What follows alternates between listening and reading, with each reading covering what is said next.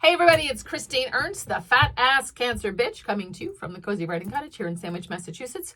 This is the 77th installment of my weekly video podcasty bloggy thing. If you're tuning in, you can like or follow or share this.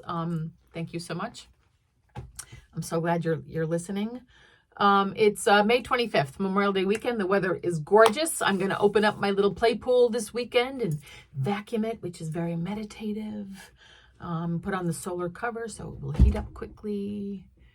My tomatoes are in, the flowers are in, everything is blooming. My allergies are fucking out of control. I don't know about you, but God, the world is beautiful. So I met Bridget for supper on Tuesday after work. Hey, can you meet me after work? The job, by the way, is going well. I am still a little underwater, but making headway and learning all the systems. If you'd be interested in teaching a class, if you're passionate and really good at something and think you'd be a good teacher, give me a call because I want to start to build some new programming. But on Tuesday, I met Bridget after work, as one does, for supper. It was an okay-ish Italian place on Main Street in Hyannis, in a location that in 1989 was a bookstore that I, at the very tender age of 23, managed for a doomed franchise. It was the reason that I moved to the Cape in the first place, this job at this bookstore. In the days just before the big box bookstore got invented, these little chains like Booksmith that I managed on Main Street were in every community in New England. The big boxes, in turn, were decimated by Amazon, of course. Does anyone even remember that Amazon started out as a bookstore in 1995? This little store on Main Street, though, closed in 1991. The writing on the wall, frankly, was on the wall even before we opened. But for a time, it was magical. The most gracious, elegant, kindest woman I ever met, Mary Higgins Clark. Like a movie star, she was. She came for a signing at the bookstore. Oh, she was so tender with her fans, so patient and loving, and she hugged me before she left. Robert B. Parker, author of the Spencer novels, came for a book signing. What an asshole. Nathaniel Philbrick, not so famous yet, but full of himself nonetheless. William Martin and his stacks and stacks of big fat historical fiction. Dear Bill Quinn, local shipwreck enthusiast. And Marge Piercy, the writer who has saved my marriage many times. Sidebar, if you are married or in a relationship, please find her poem. It's called Falling Uphill. And print it out and hang it in your bathroom and read it once a day. I cannot recommend this enough. It has saved my ass over and over and over again. But I digress. Marge Piercy came for a book signing and was so unhappy about having to come for this signing for her book Summer People in 1989 that she never spoke a word. Not to me, not to her agent, not to her fans. She just sat there and her husband stood behind her the whole time holding her pocketbook, glancing at his watch every few minutes. It was sort of an idyllic couple of years, though. I had a great assistant, Patty, and her daughter would come every day after school in the off-season and sit at the back counter and do her homework. She was a skipper, this girl, and she loved the color yellow.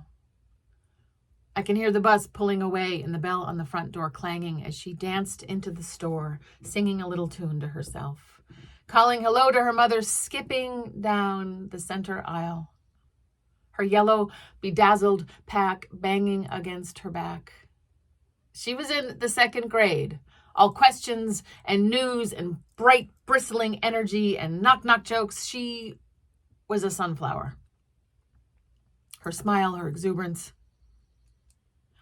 Our booth in the now restaurant, 34 years later, sits where the new release tables were in the bookstore, just to the right of the center aisle, which weirdly remains here in the restaurant, in between the tables and the booths. Over plates of mediocre pasta, Bridget and I catch up, but my mind keeps wandering. The bar is where the kids section was. The bakery cases where the registers were, a long row of booths where fiction and sci-fi and mystery lived. The prep station I can see through the kitchen where my desk was. That short time in my life in 1989 and 90 is so vivid in my mind, saturated with color and intensity, maybe in the way that college is for some people. I have an aching nostalgia as I sit here and have supper with my friend.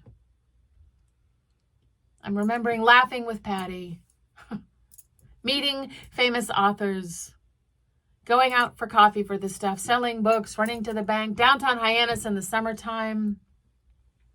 And it isn't just being in this dumb restaurant. Frankly, I am very glad not to recommend it to you. The server was excellent, and Bridget's pistachio martini was a knockout, but the pasta was gloppy and gluey, and no grated Parmesan. What the fuck? It is a little surreal to sit in this booth with Bridget, being 57 in this restaurant, knowing how it all turned out. Being 23 in this bookstore, a ghost place beneath the present moment, shimmering through the map, a palimpsest. Being 23 in this bookstore when everything was so fresh and so possible. The overlap of the now and the then. What happened and what yet still could be. The sad story is that the sunflower girl skipping down the center aisle grew up but struggled and died too young, leaving 4 small children. My dear friend raised 2 of them, one the child of her son, a boy. The other, the boy's older sister, not related to her but bound for the foster system. So she and her husband took them both and kept them safe and loved them unabashedly, fiercely, with such determination and faith. The sweet boy and the little girl, a sunflower just like her mother. She graduated from college last weekend. I will go to the party in June with a gift. A book, no doubt, from an independent bookstore. I will not go back to that restaurant. It was much better as a bookstore.